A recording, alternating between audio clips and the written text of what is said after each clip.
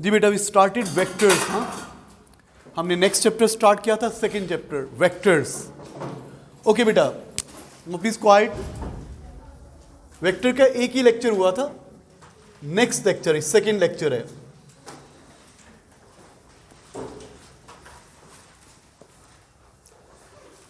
हाँ जी, physical quantities या scalar होती हैं या वेक्टर्स होती हैं। फिजिकल क्वांटिटीज क्या होती हैं? मेजरेबल क्वांटिटीज, जिन क्वांटिटी की यूनिट होती है, जिनको मेजर कर सकते हैं, देर फिजिकल क्वांटिटीज। या वो वेक्टर्स होती हैं या वो स्केलर होती हैं। चैप्टर का नाम वेक्टर्स है। स्केलर क्वांटिटीज वो होती हैं जिनकी यूनिट होती है, मैग्नीट्यूड होती है, दे डोंट नीड डायरेक्शन, उनकी डायरेक्शन नहीं होती। और वेक्टर क्वांटिटीज वो होती हैं जिनकी यूनिट भी होती है, मैग्नीट्यूड भी होती है और डायरेक्शन भी होती है, और उनकी मैग्नीट्यूड डायरेक्शन पे डिपेंड करती है। मैं बताऊंगा मैं क्या बोल रहा हूँ। फिर मैंने आपको बताया कि आपकी जितनी भी बेसिक क्वांटिटीज हैं, they are scalar. Length, mass, time, temperature, current, they are scalar quantities. Distance के साथ डायरेक्शन मिला दें तो डिस्प्लेसमेंट बन जाता है। Displacement is a vector quantity. Speed के साथ डायरेक्शन की बात करें तो वेलोसिटी वेक्टर बन जाता है। हाइट हमेशा ऊपर को होती है, फोर्स हमेशा पर्टिकुलर डायरेक्शन में होती है, जिस डायरेक्शन में फोर्स उसी डायरेक्शन में एक्सेलरेशन। तो ये वेक्टर क्वांटिटीज है। अब हर क्वांटिटी का हमें नहीं पता तो हम ये की यूज करते हैं। मैंने आपको लिखवाई थी, क्या थी? स्केलर मल्टीप्लाइड और डिवाइडेड बाय। मल्टीप्लाइड और divide by, scalar is always scalar. Scalar multiplied और divided by, vector is always vector. Vector multiplied और divided by scalar is always vector. ये तो 100% ट्रू है, always 100%। Yes, vector multiply by और divided by vector is not 100%। ये तो scalar होता है, और कभी कभी वेक्टर इंटू वेक्टर वेक्टर भी होता है। तो ये तो 100% ट्रू है ना, और ये 100% नहीं है, मोर देन 95% ट्रू है ऑब्वियसली, लेकिन 100% नहीं है ये। आपके सिलेबस में वेक्टर इंटू वेक्टर स्केलर ही है, आप परेशान ना हो। आपके सिलेबस में वेक्टर इंटू वेक्टर स्केलर ही है। तो अगर मैंने किसी क्वांटिटी को चेक करना है कि वेक्टर है कि स्केलर है, तो मैं इस तरह चेक कर सकता हूँ। फॉर एग्जाम्पल मैंने चेक करना है, बताया था मैंने आपको, वर्क डन को चेक करना है, पावर को चेक करना है। पावर होता है वर्क डन ओवर टाइम। अच्छा, अब वर्क डन स्केलर, टाइम भी scalar, scalar over scalar is scalar. आपको नहीं पता था वर्क डन क्या है, तो पहले वर्क डन को अलग से चेक कर लो। वर्क डन होता है force into displacement, force into distance covered in the direction of force. ये वेक्टर होता है, ये भी वेक्टर होता है। Vector into vector is scalar. तो वर्क डन इज स्केलर। अब ये क्या है? Scalar quantity. ये भी क्या है? Scalar quantity. Scalar divided by scalar is always scalar quantity. मैंने आपको की बताई थी, हम इस तरह चेक कर सकते हैं। मोमेंटम मैंने बताया था आपको, मोमेंटम को पी से रिप्रेजेंट करते हैं। मोमेंटम पी, स्मॉल पी, हम पढ़ेंगे। आईजीसीएसई में है, जीसी में मोमेंटम नहीं है। मोमेंटम का फॉर्मूला होता है मास इनटू वेलोसिटी। अब ये वेक्टर है कि स्केलर है? तो मास स्केलर है, वेलोसिटी वेक्टर है। Vector into scalar into vector is always vector. ये बेटा स्केलर है, ये वेक्टर है। तो जब भी आप स्केलर को वेक्टर से मल्टीप्लाई करेंगे, आंसर क्या आएगा? वेक्टर। तो momentum is a vector quantity. तो ये की याद करना भी बड़ी आसान है। मैंने आपको बताया था, जैसे होता है ना, plus into plus is plus, plus into minus is minus, minus into plus is minus, and minus into minus is.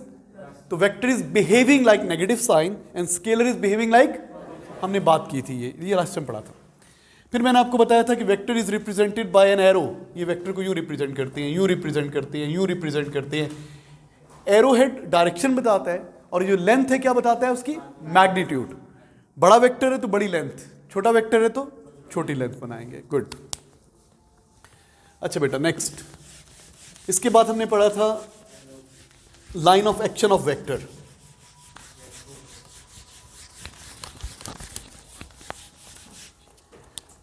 बेटा ये वेक्टर है, मैं इसको आगे एक्सटेंड कर दूं या पीछे ले जाऊं, इसको क्या बोलते हैं? Line of action. इस वेक्टर को आप यहां शो करें या यहां शो करें या यहां शो करें, it doesn't make any difference. A vector can be shown anywhere on it's line of action. बेटा आसान हो रही है, मुझे अच्छा नहीं लग रहा, बोल रहा हूं 2 मिनट के लिए, इसको पॉज कर दो।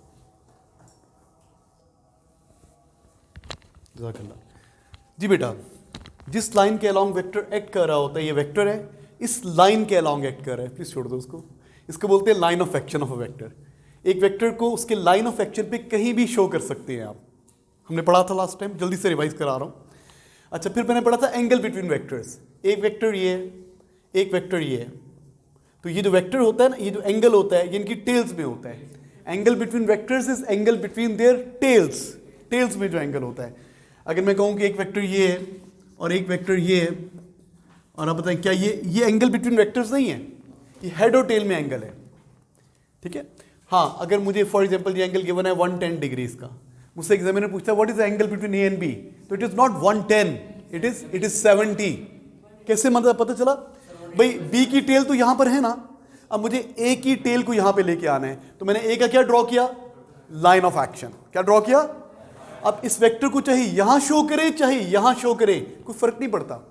अब ए की धक्का मार के यहां पे ले आए तो ए की टेल यहां पर आ गई, अब बी की टेल भी यहां पर है, ए की इनकी टेल्स में ये एंगल है, ये वाला एंगल निकालना है। स्ट्रेट लाइन 180, 180 में से 110 माइनस कर दें, कितना आ जाएगा?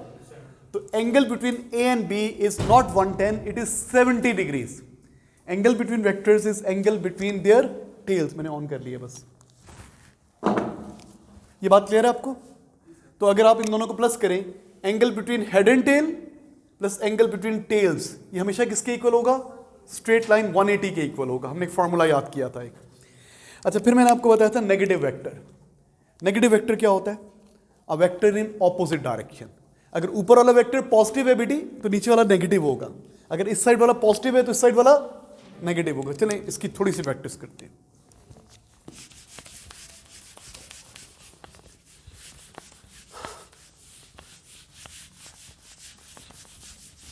अच्छा भाई, एक वेक्टर है ए, एग्जामिनर कहता है ड्रॉ 3a। कैसे ड्रॉ करेंगे? 3 टाइम लेंथ ज्यादा हो जाएगी और डायरेक्शन क्या रहेगी? सेम। डायरेक्शन क्या रहेगी? भाई ये पॉजिटिव है पुत्र, तो ये भी क्या है? पॉजिटिव है, बस 3 टाइम ज्यादा है, तो क्या कर दूंगा? 1 time, 2 time, 3 time arrow, straight line उसी डायरेक्शन में। यहां बना दें, यहां बना दें, यहां बना दें, it doesn't make any difference. अगर मैं कहूं कि ड्रॉ करें -2a, आप क्या करेंगे? अब क्या करेंगे? ऑपोजिट ड्रॉ करेंगे, माइनस में ऑपोजिट ड्रॉ करेंगे, लेकिन लेंथ क्या होगी इससे? 2 टाइम्स ज्यादा होगी, ये -2a होगा। पता ना आप लोगों को? अच्छा, फॉर एग्जांपल ये x वेक्टर है, एग्जामिनर कहते हैं ड्रॉ -0.5x, 0.5x माइनस, ये कैसे ड्रॉ करेंगे? माइनस है ना, तो इसके ऑपोजिट बनेगा, और उसकी लेंथ क्या होगी इससे? हाफ लेंथ होगी। Get it? तो वेक्टर्स में नेगेटिव क्या शो करता है? डायरेक्शन। क्या शो करता है? Opposite direction. Opposite direction show करता है, मैग्नीट्यूड के साथ नहीं होता। मैंने आपको बताया था अगर आपके पास 3 मैग्नीट्यूड्स हैं, ये 10 लिखा हुआ है, ये -15 लिखा हुआ है, ये 0 लिखा हुआ है, अगर ये स्केलर नंबर है ना, तो सबसे बड़ा ये नंबर है, सबसे छोटा ये नंबर है। स्केलर में 10 सबसे बड़ा है, -15 सबसे छोटा है। मानते हैं? बिल्कुल ठीक है। -15 का मतलब है 0 से भी 15 कम। लेकिन अगर ये वेक्टर्स हैं तो सबसे बड़ा ये है, माइनस तो डायरेक्शन शो कर रहा है। भाई इसकी मैग्नीट्यूड 15 यूनिट्स है, इसकी मैग्नीट्यूड 10 यूनिट्स है। माइनस क्या है? Opposite direction. तो सबसे बड़ा ये और सबसे छोटा ये। हमने बात की थी लास्ट टाइम। ये बात क्लियर है जी? बेटा नमाज सब पढ़ेंगे, लेकिन अब क्लास के बाद, ठीक है? टाइम होता है इतना, डोंट वरी। ओके बेटा, नेक्स्ट। अब आज का काम क्या है? हेडिंग लिखे, एडिशन ऑफ वेक्टर्स।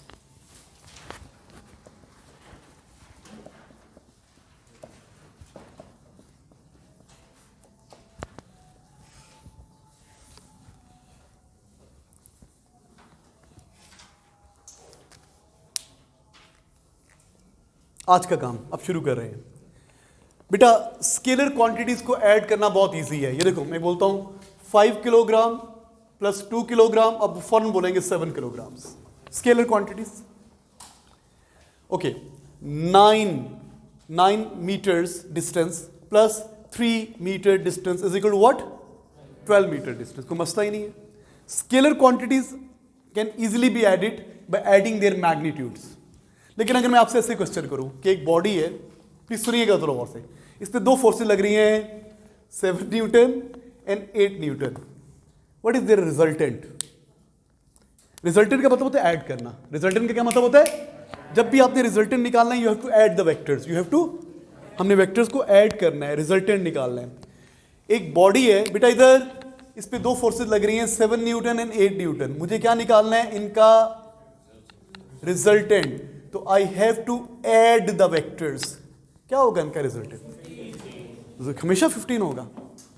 नो, 15 हो सकता है, 15, 1 भी हो सकता है, 2 भी हो सकता है, 3 भी हो सकता है, 4 भी हो सकता है, 5, 1 से लेके 15 तक कोई भी आंसर हो सकता है। हाँ, 1 से कम नहीं हो सकता, 15 से ज्यादा नहीं हो सकता, 1 से कम नहीं हो सकता इनका रिजल्टेंट। ओके, देखो बेटा, force is a vector quantity, force is a, अब इसका जो रिजल्टेंट है उसकी मैग्नीट्यूड डिपेंड करती है इन दोनों की डायरेक्शंस के ऊपर। हाँ, अगर तो ये दोनों फोर्सेस ऐसे लग रही हैं, 8 न्यूटन यूं लग रही है, 7 न्यूटन यूं लग रही है, अब ये सेम डायरेक्शन में है, तो इनका रिजल्टेंट कितना हो जाएगा? 15 न्यूटन। ये पता क्या है? ये मैक्सिमम पॉसिबल रिजल्टेंट है, मैक्सिमम पॉसिबल। अभी मैं लिखवाता हूं, पहले सुन लें। अच्छा, अगर ऐसे 8 न्यूटन यूं लग रही है और 7 न्यूटन यूं लग रही है, अब 8 में प्लस करेंगे -7, ऑपोजिट डायरेक्शन है ना। अब 8 में क्या प्लस करेंगे? ऑपोजिट को माइनस कहते हैं ना बेटी। तो अब इसका रिजल्टेंट क्या आएगा? 8 - 7, 1 न्यूटन टू द राइट, है ना, 1 ज्यादा की तरफ आ जाएगा। इनका रिजल्टेंट 1 न्यूटन आ गया। अब देखो, ये कौन सा रिजल्टेंट है? Minimum possible resultant. ये मिनिमम पॉसिबल रिजल्टेंट है। मैक्सिमम पॉसिबल रिजल्टेंट कब होता है? जब दोनों वेक्टर सेम डायरेक्शन में हैं, इनकी मैग्नीट्यूड ऐड हो जाएंगी। जब दोनों वेक्टर्स ऑपोजिट डायरेक्शन में हैं, इनकी मैग्नीट्यूड माइनस हो जाएंगे। 180 का एंगल है इन दोनों में। यहां पे इन दोनों में कौन सा एंगल है? जब दो वेक्टर में 0 का एंगल है, 0 का angle mean they are parallel, they are acting in the same direction, इनकी मैग्नीट्यूड्स ऐड हो जाएंगी। जब इनमें 180 का एंगल है, 180 का मतलब क्या हुआ? दे आर एक्टिंग, 180 का मतलब ऑपोजिट होता है ना, ऑपोजिट 180 डिग्री का डिफरेंस है, तो इनका मिनिमम रिजल्टेंट आएगा। तो बेटा, आपको मैंने एक पॉइंट लिखवाया था वेक्टर्स में, the magnitude of resultant depends on direction. देखो, ये रिजल्टेंट है, ये रिजल्टेंट है, ये डिपेंड करता है इन दोनों की डायरेक्शन पे। अगर इन दोनों की डायरेक्शन सेम है तो ये 15, अगर इन दोनों की डायरेक्शन ऑपोजिट है तो ये 1। अब इनका आंसर, इन दोनों का रिजल्टेंट 1 से कम नहीं हो सकता, मिनिमम है ना 1, और 15 से मैक्सिमम है ना 15। 2 हो सकता है, बिल्कुल हो सकता है, 3 हो सकता है, बिल्कुल हो सकता है, 1 से लेके 15 तक हर रिजल्टेंट हो सकता है। It depends on angle between them. Minimum कब होगा? जब 180 का एंगल है। मैक्सिमम कब होगा? जब 0 का एंगल है। 10 का एंगल होगा, 20 का एंगल होगा, 30 का एंगल होगा, 40 का एंगल होगा, तो रिजल्टेंट वेरी करेगा 1 से लेके 15 तक। तो लिखिए, पहला पॉइंट लिखिए। अब मैं लिखवा रहा हूं आपको, एडिशन ऑफ वेक्टर्स है। फर्स्ट पॉइंट लिखिए, scalars can be simply added और subtracted. Scalars, scalar quantities obviously, scalars can be easily added or subtracted by using their magnitudes only, by using their magnitudes only। scalars को add करना है, उनकी magnitudes को add कर दें। scalars को minus करना है, उनकी magnitude को माइनस कर दें, ठीक है ना। तो scalars can be easily added और subtracted by using their magnitudes only. Add करना है तो मैग्नीट्यूड्स ऐड हो जाएंगी, माइनस करना है तो मैग्नीट्यूड्स, सब बच्चों को पता है। Very well done. अब नेक्स्ट 9 लिखिए। जी बेटा बोलो।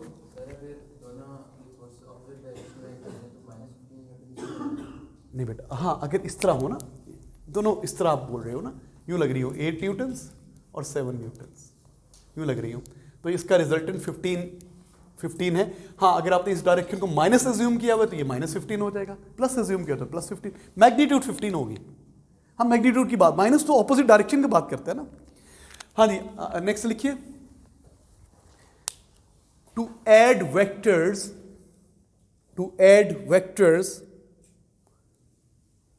और ब्रैकेट में लिखिए और सब्ट्रैक्ट, टू ऐड वेक्टर्स और subtract, we have to keep in mind their directions. We have to keep in mind their directions.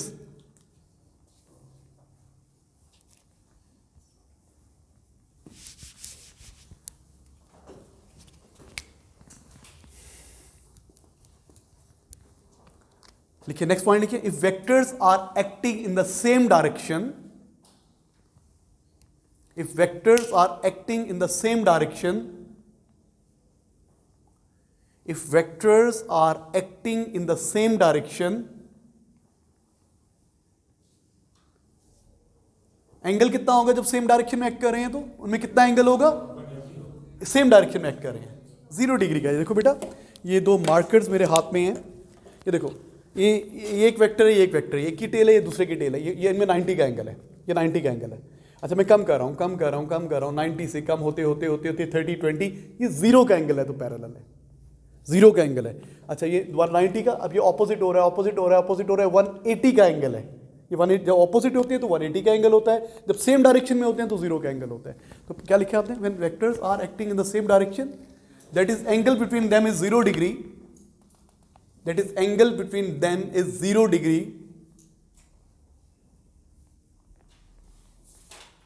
then their magnitudes are added, then their magnitudes are added।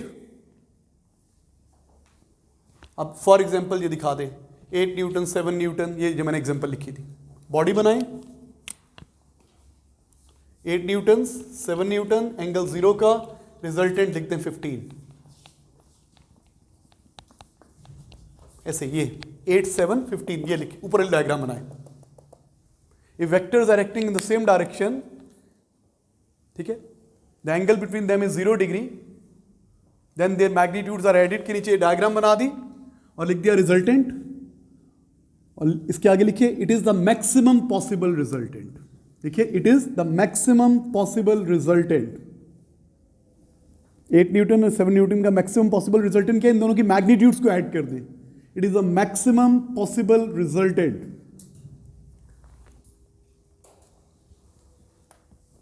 Done. उसके बाद लिखिए, next diagram के बाद नीचे लिखिए, if vectors are acting in opposite direction, if vectors are acting in opposite directions, if vectors are acting in opposite directions,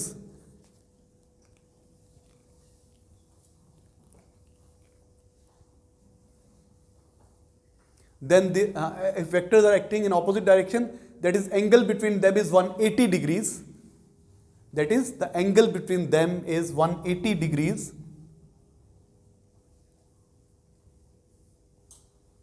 that is the angle between them is 180 degrees, then their magnitudes are subtracted, then their magnitudes are subtracted। For example ये बनाएं, ये 8 newton 7 newton 180 degree 1 Newton resultant, please बना लिए तो ठीक है, उससे relate करते हैं। शोन इन डायग्राम अबव, उस डायग्राम को नाम दे दो, डायग्राम बी अबव, वो ए कह दो, उसको बी कह दो, रिलेट कर दो। पहले बना ली थी तो बेटा रिलेट करते हैं, shown in above diagram. 8 newton 7 newton 180 का एंगल ऑपोजिट डायरेक्शन, तो आगे लिख दे it is minimum possible resultant, it is the minimum possible resultant.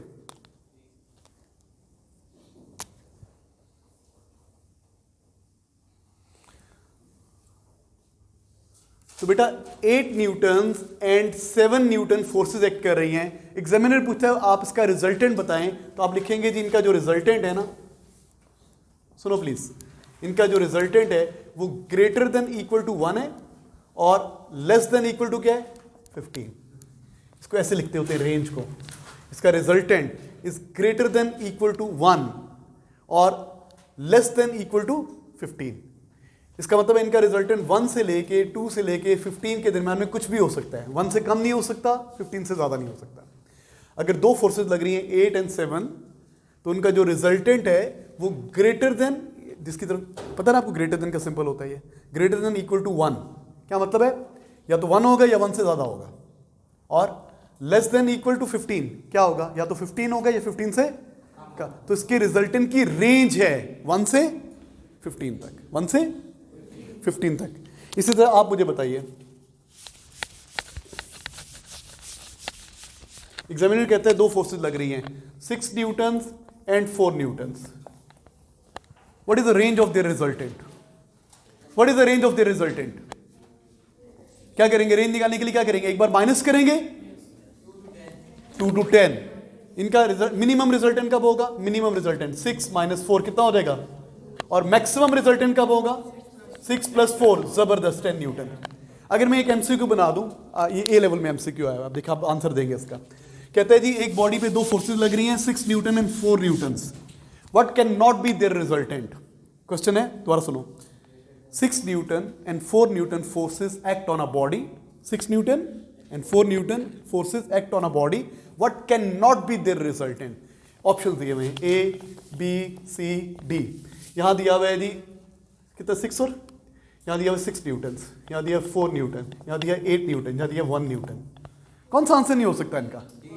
1 नहीं हो सकता, 1 नहीं हो सकता बेटा। 2 से लेके 10 के दरमियान every resultant is possible. It can not never be less than 2 and it can never be more than 10। तो इसका ये आंसर है जी, ये रिजल्टेंट नहीं हो सकता, बाकी सब हो सकते हैं। अब कहेंगे सर बाकी कैसे आएंगे, हमने ये सीखना है।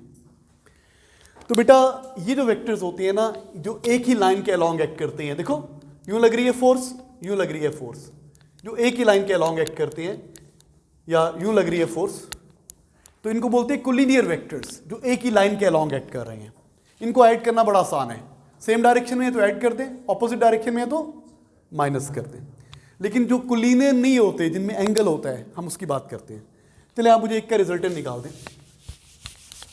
मैं फोर्सेस बना रहा हूं, आपने मुझे रिजल्टेंट बताना है। ये बॉडी है, 18 Newton's, 4 Newton, 6 Newton, find the resultant. What is the resultant force?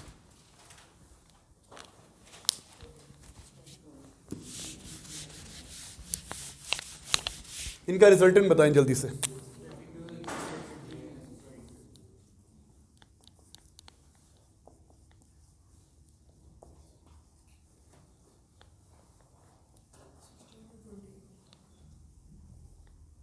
Okay, इसका रिजल्टेंट क्या आएगा? क्या करेंगे? 18 प्लस 4 माइनस 6। 18 प्लस 4 कितना होता है? 22 माइनस 6, 16 न्यूटन। कोई मसला है इसमें? सबको आता है, सबको आता है। ये क्या होगा? क्या आंसर आ जाएगा? आता है ना आपको? गुड। थोड़ा सा मुश्किल करता हूं। एक बॉडी पे ये फोर्सेस लग रही हैं, 100 न्यूटन्स, x न्यूटन्स, 20 न्यूटन। इसका रिजल्टेंट गिवन है, resultant is 30 newton to the right, find x।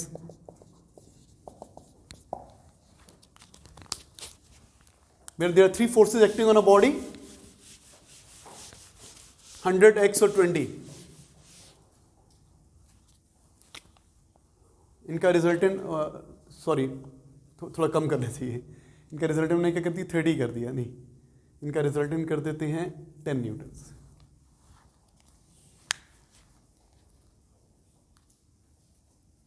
इनका रिजल्टेंट 10 है बेटा, 10, सॉरी वो भी हो जाना था लेकिन मुश्किल हो रहा था। 100 Newton, x Newton, 20 Newton, resultant given है, find x।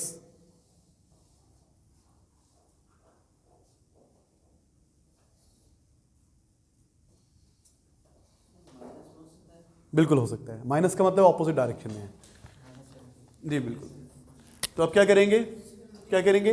100 plus x minus 20 is equal to what? 10।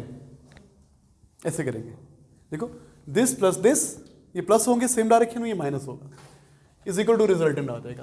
अब हमारा आंसर क्या आ रहा है? x plus 80 is equal to 10। x is equal to क्या आ गया? माइनस 70 ना। माइनस का मतलब ये हुआ कि x इस डायरेक्शन में नहीं है जनाब, x इसके ऑपोजिट है। x इसके, माइनस का मतलब ये हुआ कि जिस डायरेक्शन में x शोन है, x उस डायरेक्शन में उसके ऑपोजिट है और 70 है। Get it? अगर पॉजिटिव आंसर आता तो इसी डायरेक्शन में, नेगेटिव आंसर आया तो उसके ऑपोजिट डायरेक्शन में। दोबारा सुन लें, असल में मुझे पहले माइनस नहीं देना चाहिए था बेटा। ये 3 फोर्सेस हैं, इनका रिजल्टेंट आपको गिवन है, मुझे x की वैल्यू निकालनी है। अब इनका रिजल्टेंट कैसे निकालेंगे? ये दोनों तो सेम डायरेक्शन में है ना बेटा, तो 100 प्लस x और ये ऑपोजिट डायरेक्शन में है तो ये माइनस हो जाएगा। और इन तीनों का जो रिजल्टेंट है वो गिवन है, किसके इक्वल है? 10 न्यूटन, तो यहाँ पे 10 लिख दिया। अब 100 में से 20 माइनस किया 80 उधर जाके माइनस हो गया, तो यहाँ पे क्या रह गया? x is equal to 10 minus 80, क्या रह गया? माइनस 70। इसका मतलब है x की वैल्यू -70 है। x बेसिकली इस तरफ को नहीं है, इसके ऑपोजिट है, और उसकी वैल्यू कितनी है 70। करेक्ट, एरो डाल दिया तो फिर माइनस की जरूरत नहीं होती। ओके, और करते हैं। अच्छा बेटा, नेक्स्ट जो स्ट्रेट लाइन में फोर्सेस है उनको तो ऐड कर लेंगे ना आप, सेम डायरेक्शन में तो प्लस कर लेंगे, ऑपोजिट डायरेक्शन में तो माइनस कर लेंगे, ये बात क्लियर है। अब इस तरह करते हैं भाई, दो फोर्सेस हैं बेटा, 8 न्यूटन्स और 90 का एंगल 5 न्यूटन्स। अब मुझे इनका रिजल्टेंट निकालना है। इस तरह की फोर्सेस का रिजल्टेंट निकालने के, दे आर नॉट कोलिनियर, ये एक लाइन में नहीं एक्ट कर रहे, they are acting at an angle. इस किस्म के क्वेश्चन को सॉल्व करने के दो मेथड हैं, एडिंग ऑफ वेक्टर्स, ऐसे लिखता हूं। एक होता है parallelogram rule,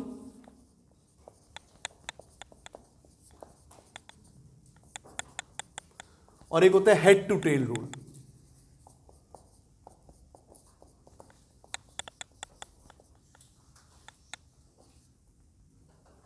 There are two methods of solving or finding the resultant of vectors which are not collinear, जो एक लाइन में नहीं एक्ट नहीं कर रहे, जो पैरेलल या एंटी पैरेलल नहीं है।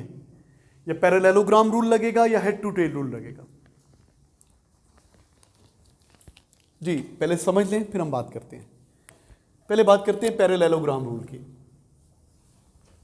पैरेललोग्राम रूल को टेल टू टेल मेथड भी कहते हैं, टेल टू टेल मेथड,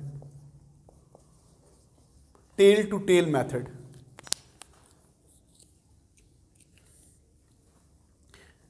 अच्छा मुझे बताएं, आपको पता है पैरेललोग्राम क्या होती है? What is parallelogram? नहीं पता पैरेललोग्राम का?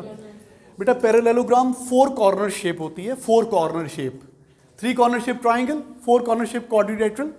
ऐसी क्वाड्रिलेटरल, ऐसी 4 कॉर्नर शेप जिसकी ऑपोजिट साइड्स इक्वल भी होती है, पैरेलल भी होती है।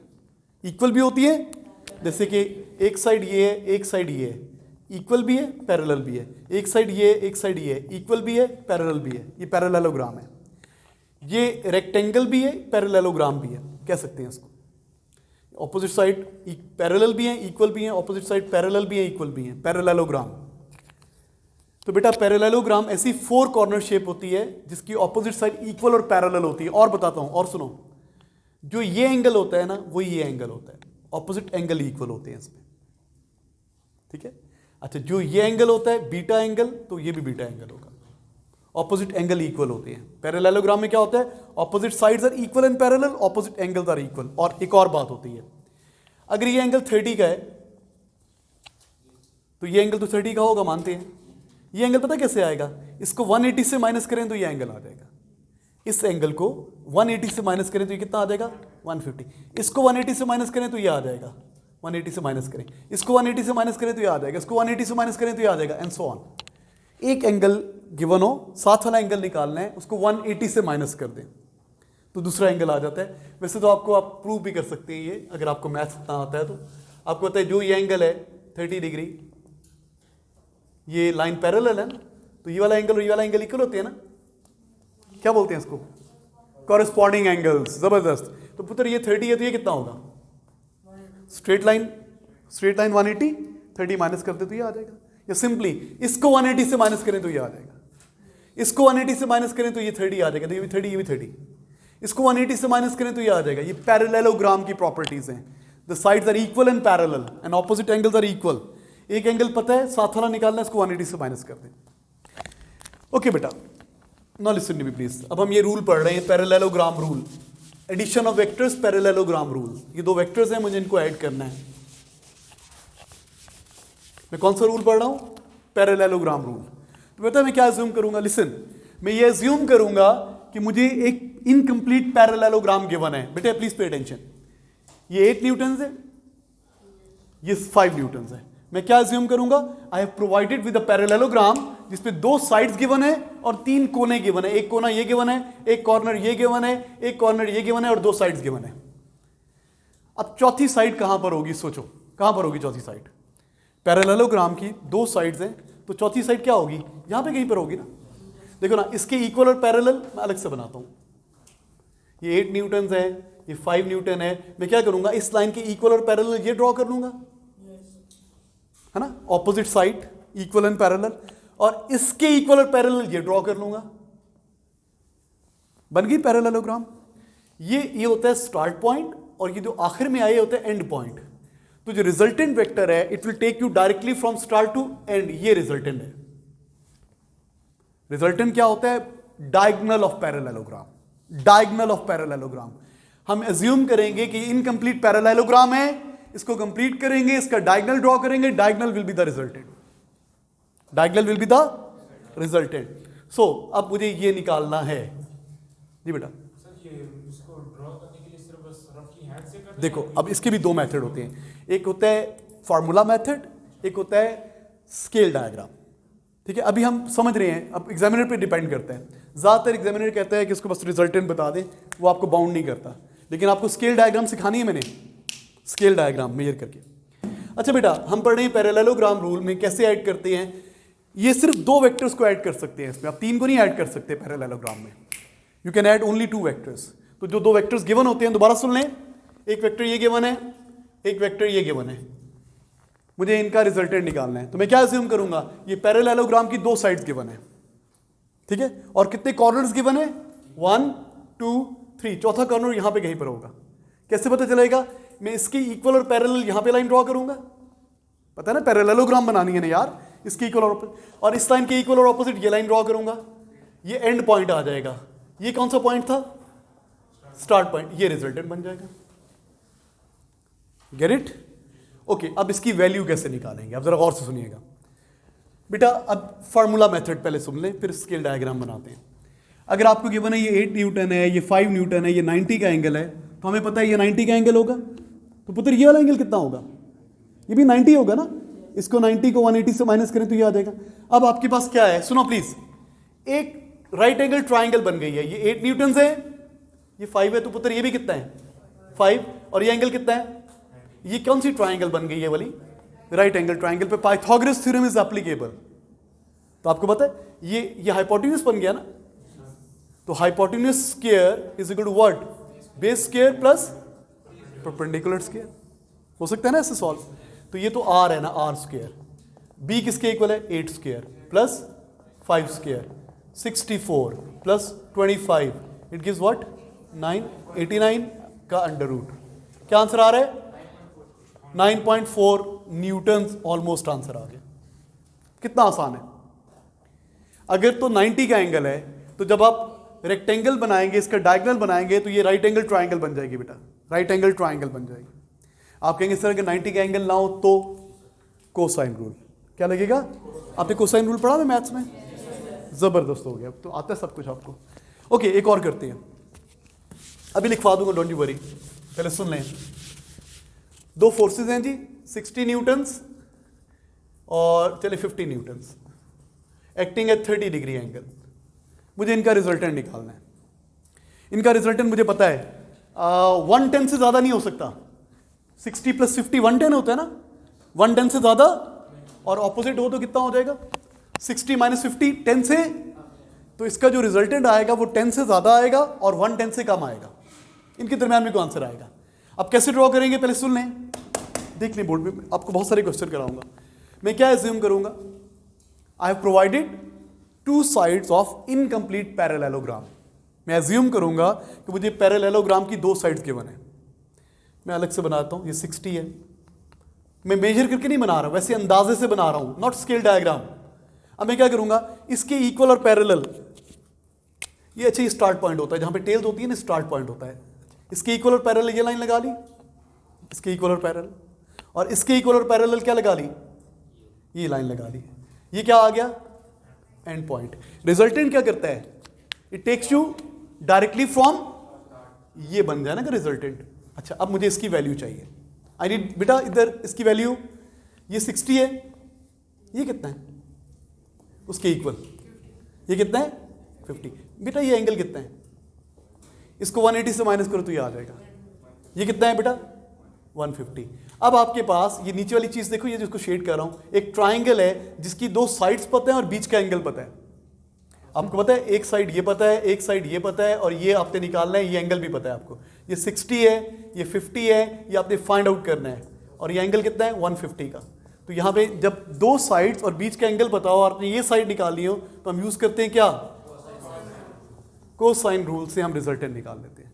एंगल के ऑपोजिट साइड का स्क्वायर, एंगल के ऑपोजिट क्या है, ये एंगल पे 150 यूज करें, इसके ऑपोजिट क्या है आर, तो आर स्क्वायर पाइथागोरस थ्योरम की तरह शुरू में इज इक्वल टू व्हाट, 60 का स्क्वायर प्लस 50 का स्क्वायर, यहां तो पाइथागोरस थ्योरम की तरह है। अब नई चीज क्या है, -2 into 60 into 50 into cos of 150, जबरदस्त आता है मेरे बेटा, शाबाश, आर आ जाएगा, सॉल्व करेंगे। Is it clear to you? तो हम पढ़ रहे हैं पैरेललोग्राम रूल। पैरेललोग्राम रूल क्या होता है, आपको जो दो वेक्टर्स गिवन होते हैं, हम एज्यूम करते हैं कि are provided with sides of a triangle, sides of a parallelogram. चलिए लिखिए फिर, अब क्या था पैरेललोग्राम रूल, हेडिंग क्या है, पैरेललोग्राम रूल।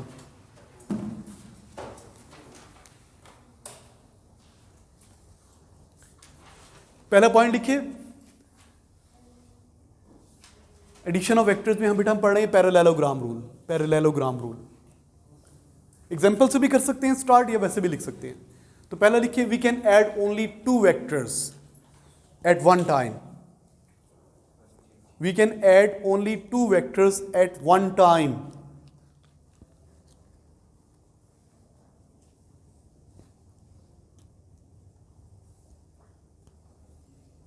नेक्स्ट पॉइंट लिखिए,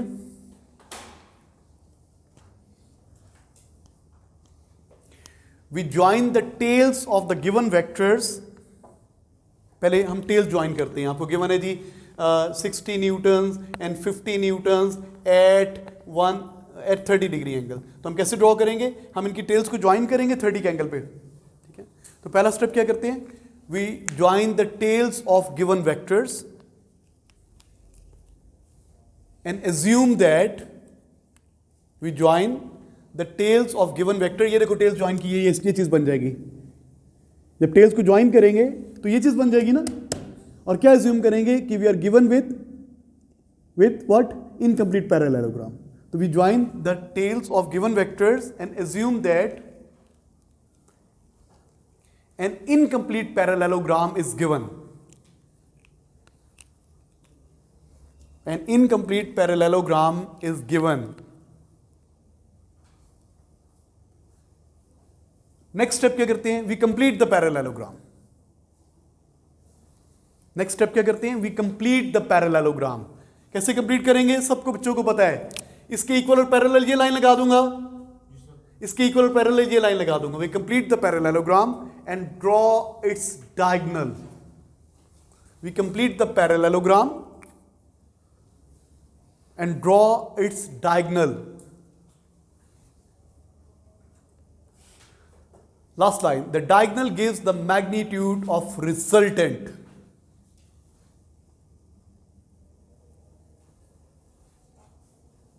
The diagonal gives the magnitude of resultant.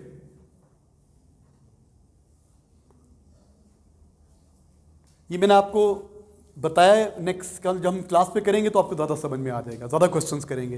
पहले हम फार्मूला मेथड से करेंगे, फिर स्केल डायग्राम की बात करेंगे, ठीक है मेरा बेटा। छुट्टी नहीं करनी है, अपने रेगुलर रहना है।